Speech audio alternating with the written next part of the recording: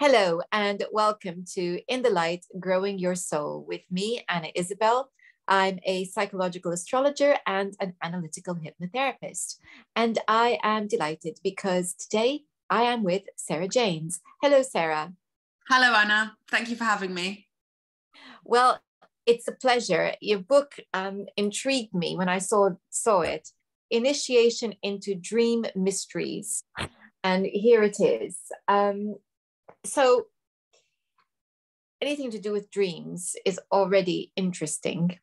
Add the word mysteries, even more so. And then I discover that you're an independent sleep and dream culture researcher. So the whole thing just becomes more and more intriguing. What is it that you actually do? Very interesting. I seem to have carved out a particularly niche for myself of researching the ancient history and culture of dreaming. And it's within the context of me being someone who's really into dreams myself. And I've always been into dreams since I've been a kid. So it's especially niche because it's not necessarily an academic pursuit, but I do try to apply sort of similar levels of academic rigor when I'm doing my research. But I find it interesting being a dreamer and having had lots of lucid dreams throughout my life and having had this really consistent, satisfying dream life to read about ancient people's dreams. And I think they offer an insight into what life was like in ancient times and ancient perceptions of reality and reality models and the levels, I guess, also of kind of collective conscious experience as well. Now, you just threw that last bit in, and I'm very intrigued. So, collective consciousness experience, tell us about that. Well, my idea, reading a lot of these ancient texts and inscriptions about dreaming, it can't be separated from views of the world, the universe, and reality, I don't think. The ancient culture of dreaming throughout history and cross-culturally has been a hugely important influence in the development of culture, I think, and ideas about reality and philosophies about how to live and life and what happens when you die and things like this. So for starters, I don't think you can remove death cults and beliefs in the afterlife from dreaming, because I think dreaming was probably one of the experiences that ancient people had, which suggested very powerfully to them that you didn't die when you died, you carried on in some way, shape or form in another life, in a liminal zone. And just recently, I've been doing quite a lot of research into the mysteries, and I recently traveled to Elefsina, the site of the sanctuary dedicated to Demeter and Persephone. And the mysteries, actually being on the archaeological site and visiting the museum, I had this great sense, because also I was lucky enough to visit during springtime. So all the spring flowers were out in abundance. It was absolutely beautiful. I couldn't suggest a better time to go and visit. I think spring is incredible. And I had this sense that because the mysteries were this collective initiatory experience, that's the important part, is that people were not just experiencing sort of shared emotions with this collective group that they were traveling with and journeying with, but I think they had a greater sense of perhaps being entangled with the natural forces of spring as well. So I think they experienced spring as this ecstatic eruption, like actually in their bodies and collectively, and that's what kind of drove them to these kind of transformative breakthrough states that is often described when the mysteries are talked about. And there's a lot of people that say the mysteries were the mysteries because they were taking a lot of psychedelic drugs. And I don't subscribe to that theory. I think that almost certainly they used mind-altering plant substances a lot, but I don't think it was the driving force. I think the driving force is the fact that prior to mirrors, prior to photographs being taken, prior to us being glued to our phones, human beings did experience the world as feeling like they're part of a collective, as feeling like they're part of the continuum of consciousness. They saw themselves reflected in the world around them and in the people and in the constellations of their families and social groups. And these reflections kind of cultivated their experience of self. And we've become removed from that. I think now we're much more individualistic. We see ourselves as being entirely separate entities from the people around us. But whilst I was in Athens recently, I was talking to a Greek friend, and I mentioned that I noticed there were a lot less homeless people in Athens than there are in London, in Hastings, where I live. And he said that's because, unless it can be avoided, most Greek families wouldn't let a member of their family ever become homeless. And I was talking to an anthropologist recently who did a big study into collective dreaming on the island of Naxos, Charles Stewart at UCL. And he was saying that in Greece, collective group therapy is much more effective and sought out rather than individual therapy, because people recognize that the other people in their lives are a sort of reflection of them, and that these things you need to find social and group cohesion in order to feel healthy and whole. So I think this was something that was being practiced, and dreams and altered states, especially in collective environments like the mysteries and like the sleep temples, where groups of people would sleep and dream together, were important collective experiences that hint at different ways of perceiving reality. So you're referring to the mysteries. Yeah. And for viewers who are not familiar with what they are, would you explain, please?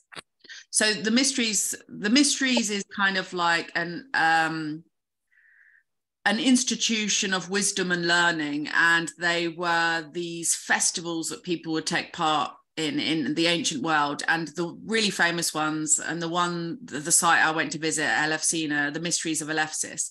And so these were mysteries dedicated to the goddess Demeter and her daughter Persephone. And Persephone was said to spend time in the underworld with Hades, having been kidnapped. And while she did, Demeter was so mortified, and she is the goddess of abundance and spring and cereals and produce, basically in abundance. So in protest at her daughter being kidnapped by Hades and taken into the underworld, she stopped this new life, this new growth. And so when Persephone is finally released, you get this explosion of spring and growth, this like joy of life that basically is the season of spring, where everything springs into life and growth. So these festivals would take place over many days, and they would involve things like rites of purification, walking great distances, dancing, performances, psychodrama. And after several days, I mean, there would be things like you had to wash a little piglet in the sea, and then you had to sacrifice that piglet. There were these offerings made to the gods, and there were subscribed activities that you would do for each day of the festivities. One day was actually the festival of Epidaurus. So this was the festival of Asclepius, who is the dream healer god. And so this festival would take place at his sanctuary Epidaurus, where there's an enormous, incredible amphitheatre, one of the most famous amphitheatres in the ancient Greek world.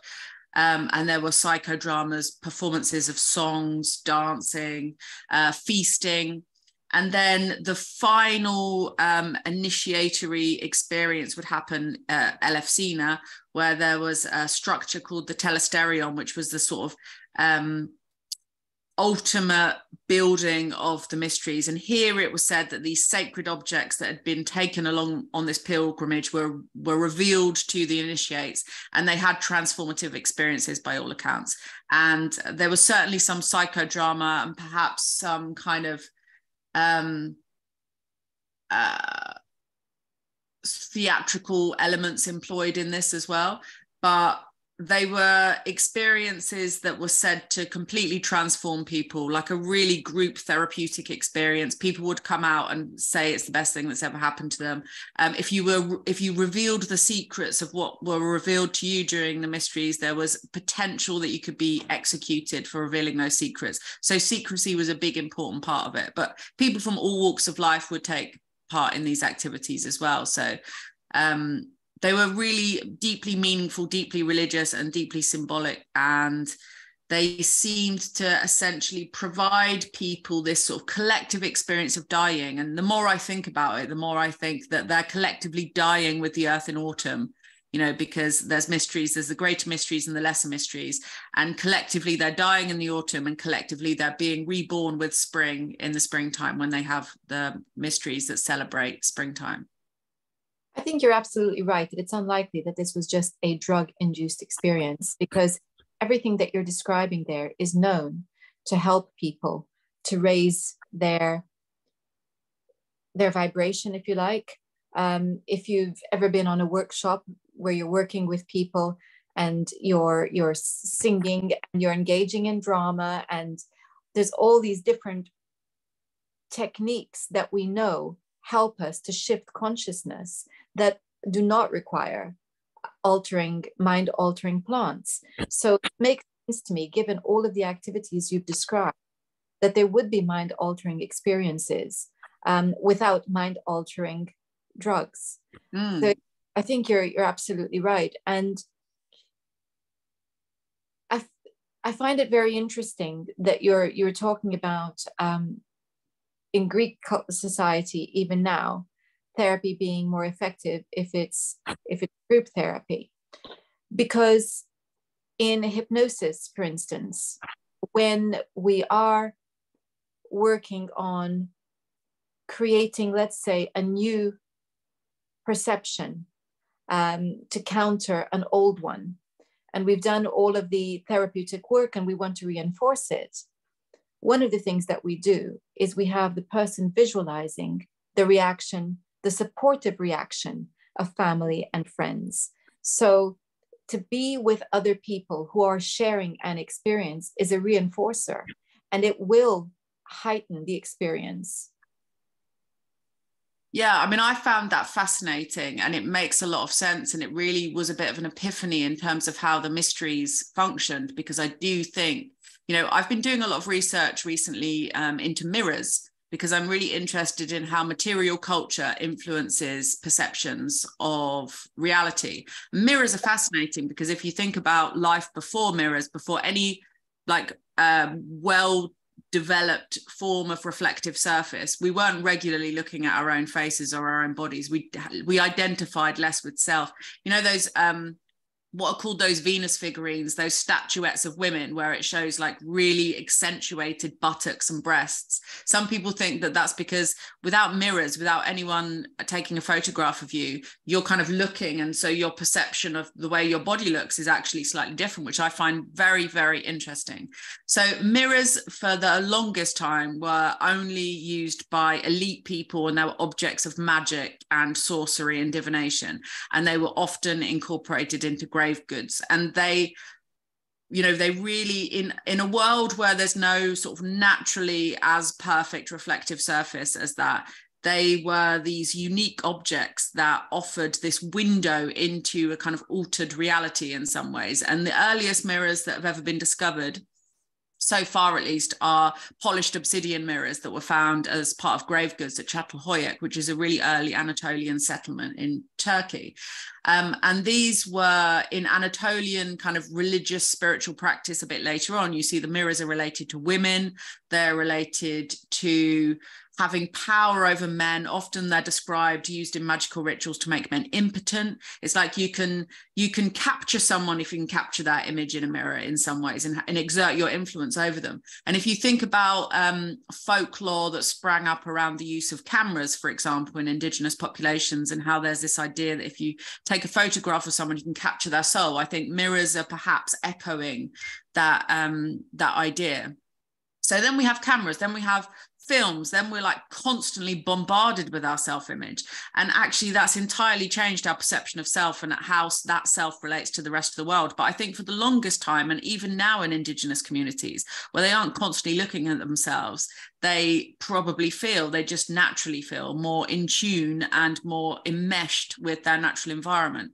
So I think it stands to reason that up until fairly recently, actually, like ancient Greece, ancient Egypt, there was more a sense of being part of a continuum of consciousness, being part of a collective group, and not identifying too much with oneself as an individual. It's fascinating, because really what you're saying is that image in the mirror, and now of course film camera, has more self-obsessed, because we are looking at, I just thought of the story of Narcissus looking at reflection. Yeah. And have that whole idea, or we called narcissism exactly after him, looking at his own reflection. So it's a very interesting thing. If we took away mirrors and everything that enables us to see ourselves, perhaps we wouldn't be looking at ourselves so much. Yeah, I mean, it stands to reason. I mean, people often sort of ask the question, like, how do animals have this kind of collective group instinct? And maybe that's just the way humans were up until this point, where we started to look at ourselves and think of ourselves as being separate from the group, that it's a natural, intuitive thing, that collective consciousness is actually the norm. And it would make sense because we are unique in the animal kingdom to have broken off and developed the kind of crazy technologies that we have. That are all about sort of championing the individual. But I wonder, one of the things that I find really fascinating is my book is dedicated to the Greek goddess of divine remembrance, Mnemosyne. And I think she's a fascinating archetypal character that also speaks a lot about ancient perceptions of dreaming and consciousness. So she was actually often an important figure in sleep temples, in these Asclepian sleep sanctuaries where you'd go to receive a healing dream. And the reason she was important was because she was the goddess of remembrance. And I think that's been oversimplified, what this really means, because she's not just the goddess of remembrance and memory, she's also the mother of all of the muses. So she's the source of all inspiration in humanity, and she's the daughter of the personification of heaven and the personification of earth. So she represents this merging of divine and terrestrial forces, as far as I can see. And if you think about like lucidity, what I love about lucidity is often when you become lucid in a dream, you get this ecstatic, blissful, and it is that feeling of being inspired, that actually embodied sense of being inspired, when you're just on fire, with your senses are alive and you feel completely connected to the divine plan. And so I think Mnemosyne is actually, beyond being just the mother of the muses, she is the ultimate source of inspiration. So in a dream, when you have that epiphany of like, I realize I'm in a dream, that's the inspiration that Mnemosyne provides. And, she's not just the goddess and the personification of remembrance. It is this divine remembrance that you are a divine being incarnated on earth, and you still have that cosmic spark within you. And it's spoken about her being important in the sleep temples because you needed to remember what you dream about when you wake up, so that you can tell a priest at the sleep temples, and then they can prescribe a suitable cure. But I think that it's not just about that kind of memory. It's about when you're in the dream, you remember that you're dreaming, and that wakes you up, and that provokes that inspirational, that bliss, ecstatic feeling. And then beyond this, she's also the goddess of eloquence and eruditeness. She was invoked by people that were performing epic poems so they could remember and express themselves and communicate with this idea of inspiration. And the muses communicate so efficiently and eloquently that someone else can be struck by the inspiration of Mnemosyne as well, which I love that idea. And then Mnemosyne is also a psychopomp in the Orphic mysteries. She is the goddess that stands on the threshold between life and death, and she guides Orphic initiates into Hades. She requires them to drink from her waters, the lake of memory. And when you do, you have to say, I'm a child of the earth and starry heavens, permit me to drink from the water of memory so that I can take my place amongst the other initiates. And it is this idea of re-engaging with cosmic consciousness, I guess, like re-engaging with the divine mind. It is important for us to be individuals. It is important for us to reflect on who we are. And as a therapist, that is what I help people do all the time. However, it also is a tremendous, almost pathology, to become disconnected from others, and crucially also from heaven and earth. To be disconnected from nature is costing us everything that we are as human beings. It's destroying us and our planet. So we need to heal that disconnection. And disconnection from heaven, this is a disconnection from the source of our soul, of where we are from. So it's almost as though we have accidentally put ourselves into a position of exile. It's we are definitely exiled from the Garden of Eden. And what I love about your book is that there are these beautiful gems. No secret to the universe. Yes, there's no secret to the universe. The universe is inherently divine.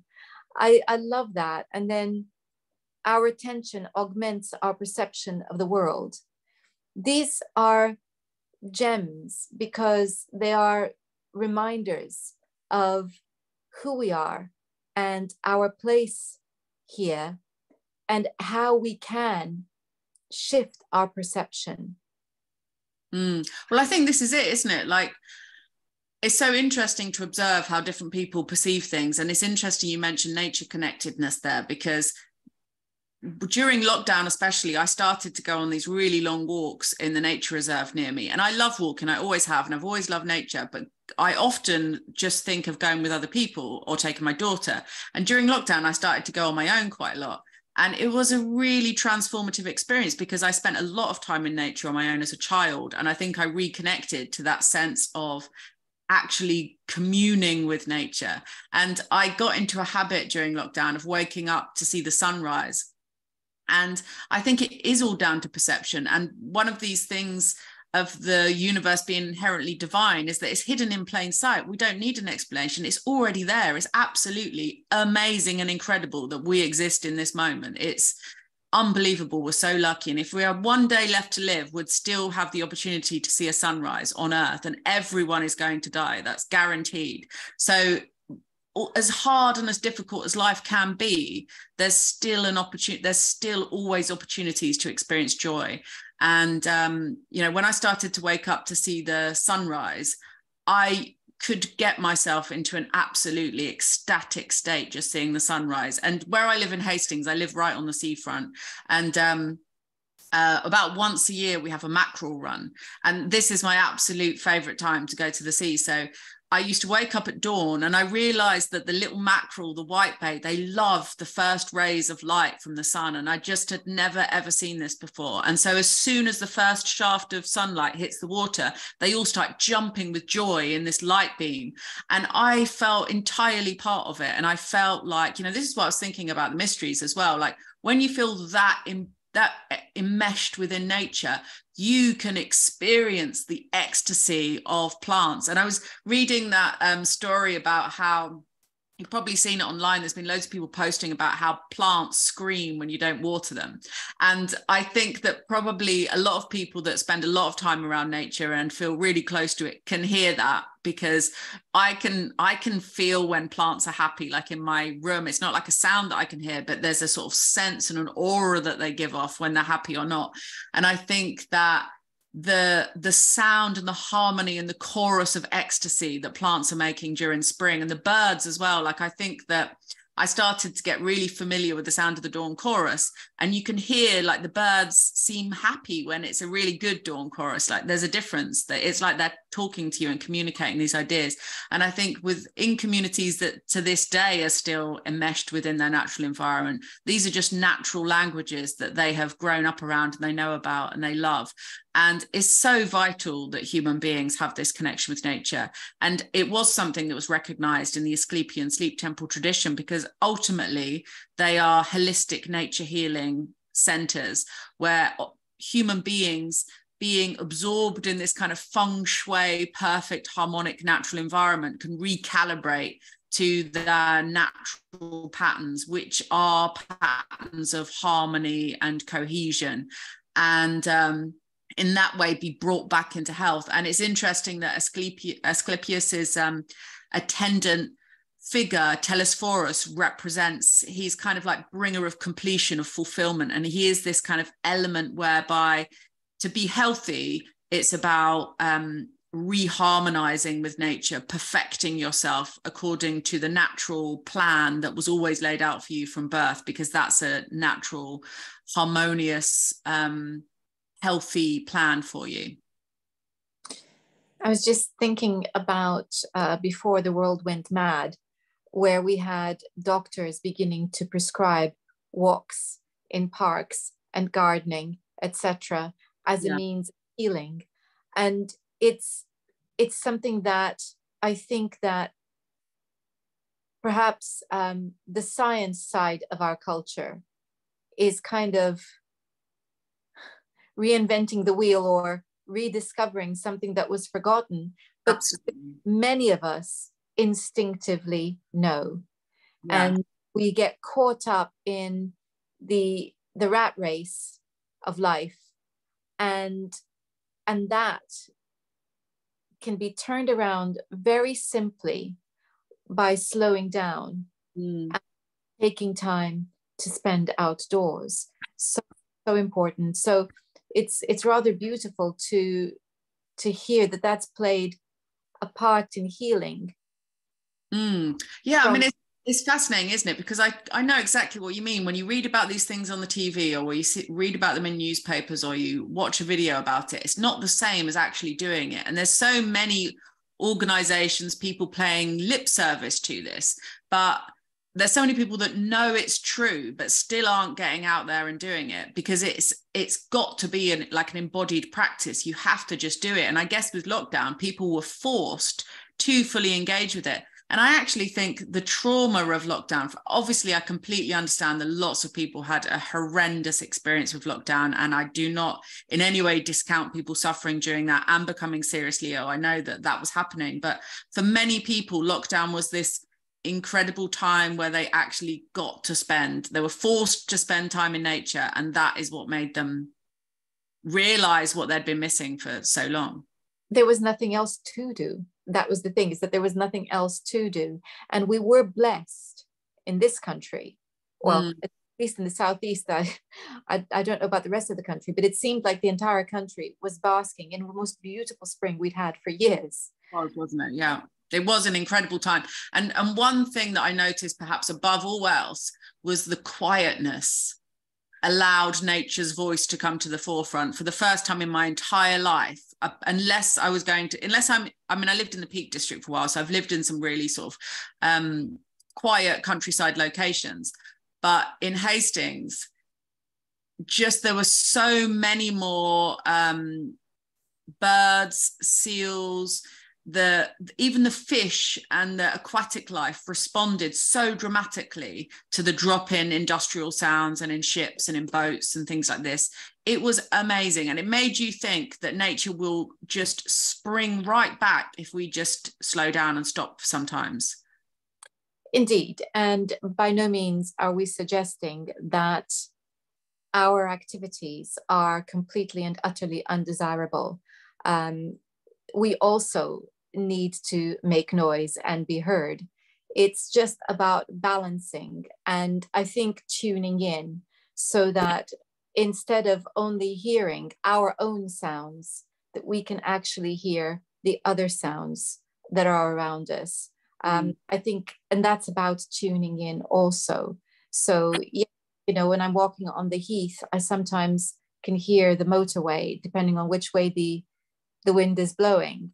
But nevertheless, I can still tune into the bird song that's all around me.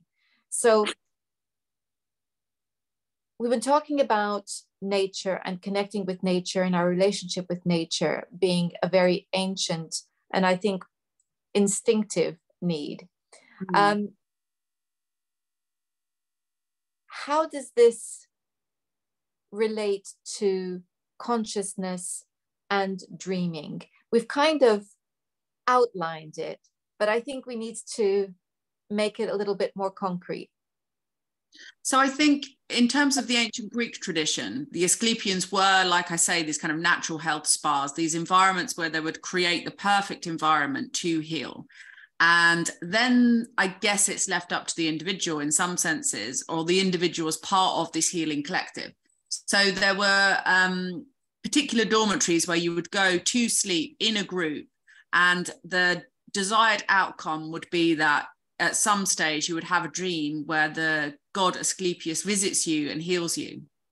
So I actually do think that it's quite likely that, especially if you had a psychosomatic condition or a not very severe condition, that if you had a healing dream and you were sleeping, resting a lot, purifying yourself, conducting fasts, exercising catharsis, like expressive art, expressive movement, purging, fasting, all these kinds of things that we actually know are really good for boosting the immune system and promoting self-healing mechanisms.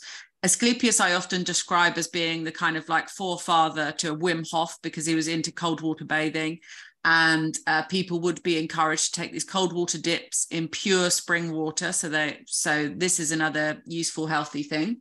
So after all of this, people would have sleep in this place that was called the Abaton. And during the course of the sleep, you would hope that you would have a dream where Asclepius would visit you. And sometimes he's described as performing some sort of mysterious, dreamy surgery upon you. Or he might rub you with a healing balm or something like this. But anyway, there's some sort of healing interaction. And my feeling about lucid dreams is that when you look at the ancient texts describing meaningful dreams in these kinds of scenarios, they're often described as being divine dreams. And I think that, you know, one of the tips I give people that come to my dream workshops, if they want to have lucid dreams, is think about a crush that you've got. If you really, really fancy someone, when you see them in your dream, you become lucid because you get very excited.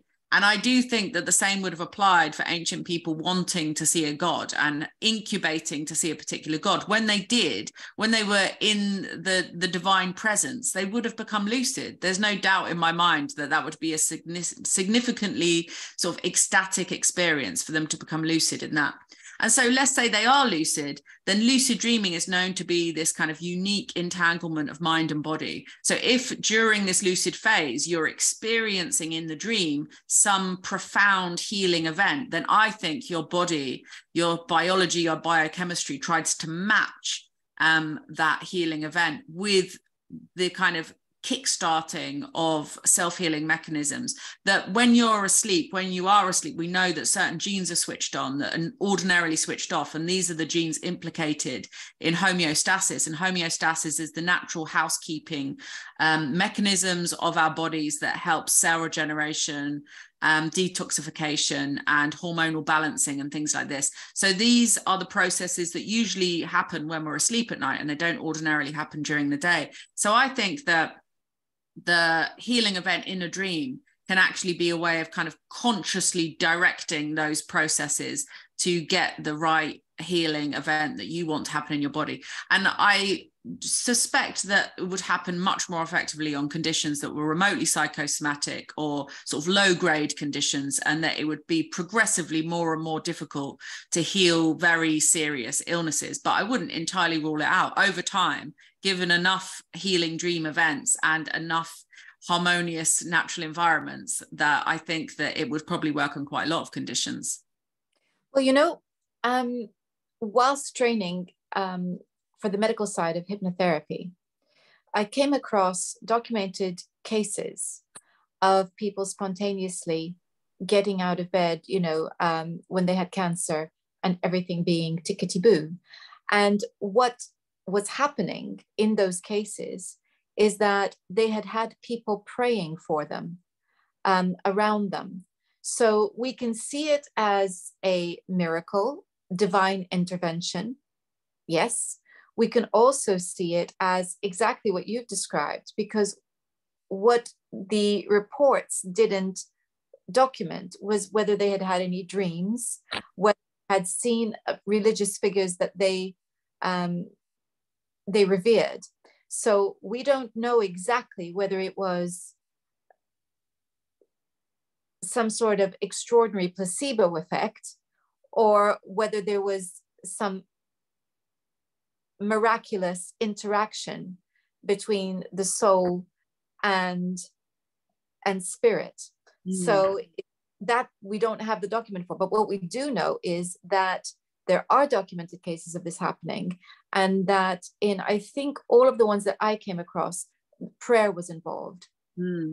And obviously the materialist side explained that away as the placebo effect, as if that in itself isn't miraculous enough.